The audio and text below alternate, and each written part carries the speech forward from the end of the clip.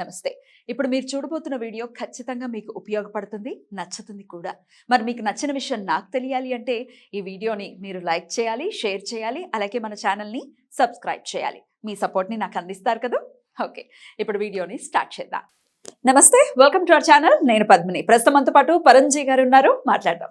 Sir నమస్తే. Sir నమస్తే అమ్మా. సార్, సుప్రీం ఎనర్జీని ప్రేక్షకులకి పరిచయం చేస్తున్నారు. డిఫరెంట్ టాపిక్స్ లో సుప్రీం ఎనర్జీని ఎలా మనం ఇన్వోక్ చేసుకోవచ్చు అని కానీ, లేకపోతే దాని నుంచి ఎలా లబ్ధిని పొందొచ్చు అనేది చాలా వివరంగా చెప్తూ ఉన్నారు. అలాగే మీ క్లాసెస్ హైదరాబాద్ లో ఎప్పుడు ఉన్నాయి సార్?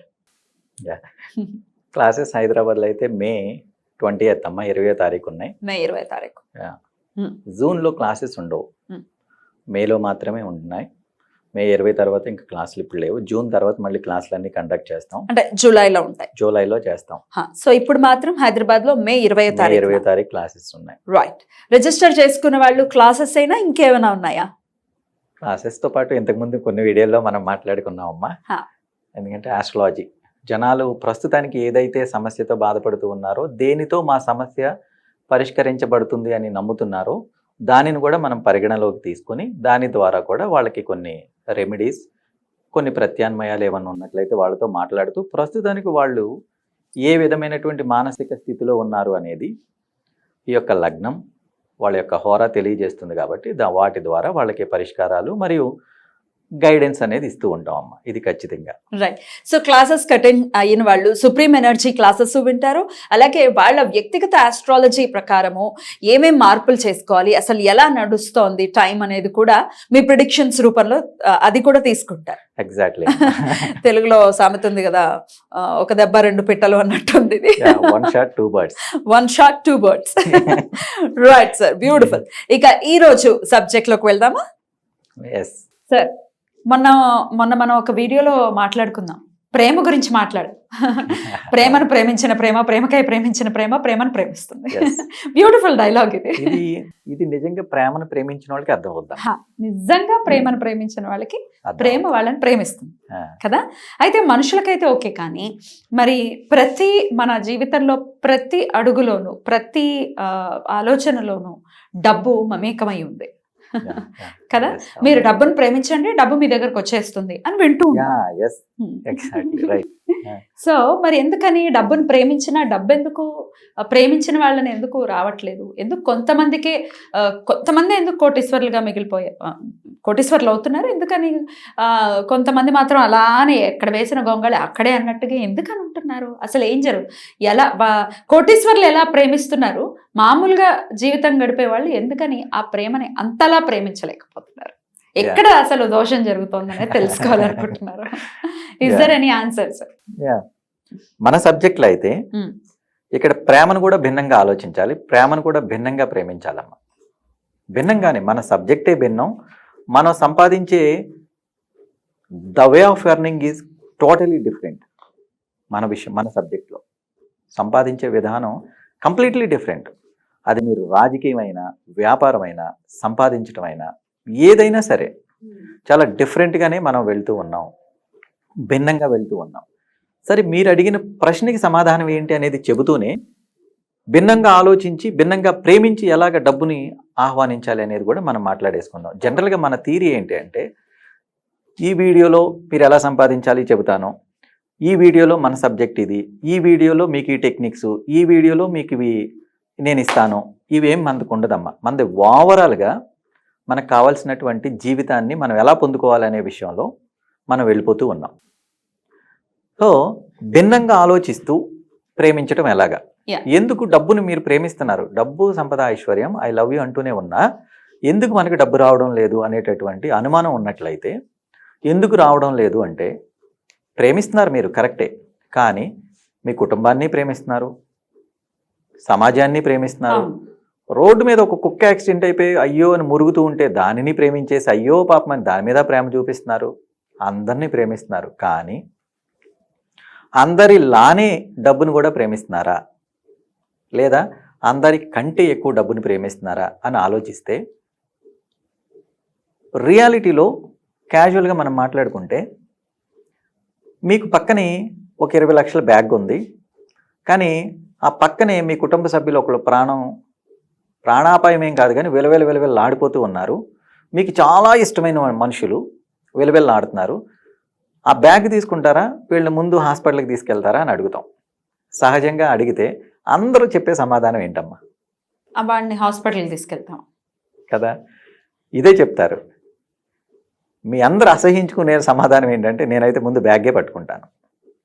బ్యాగ్ పట్టుకుని ఇమీడియట్గా వీడిని చంకలు వేసుకుని హాస్పిటల్కి పరిగెట్టుకెళ్ళిపోతాను. బ్యాగ్ వదలను, వీళ్ళని వదలను. ఫస్ట్ నా దృష్టి బ్యాగ్ మీదే ఉంటుంది. ఎందుకు అంటే, ఎలాగనేది దీన్ని మళ్ళీ మేము వివరించుకుందాం. కానీ ఒక డబ్బు అనే దాని మీద మీకు అఫెక్షన్, ఎమోషన్ ఎలా ఉండాలి అంటే, ప్రపంచంలో ఏది మీకు కనబడకూడదు. అలాంటి ప్రేమ మీరు డబ్బును ప్రేమిస్తున్నారా? కానీ అది విచక్షణ యుతంగా ఉండాలి, విచక్షణ రహితంగా కాకుండా. ఒకటి, నిజంగానే ప్రాణాపాయ స్థితిలో ఉన్నప్పుడు మనం డబ్బును పక్కన పెట్టి బిడ్డనే పట్టుకోవాలి. అది ధర్మం, మన బాధ్యత.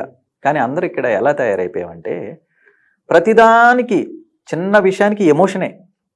అరే చిన్న జ్వరం వచ్చింది ఎమోషన్. ఇంకా ఎమోషన్ ఎలాగంటే, మీరు డబ్బు అనే దానిని మీరు కోరుకుంటున్నారు, సంకల్పిస్తున్నారే తప్ప మిగిలినటువంటి కుటుంబ సభ్యుల మీద, సొసైటీ మీద, జంతువుల మీద, వీటన్నిటి మీద ఉన్న మీరు చూపించే ప్రేమతో కంపేర్ చేస్తే డబ్బు మీద మీరు ప్రేమని చూపించడం లేదు. ఇదే సత్యం.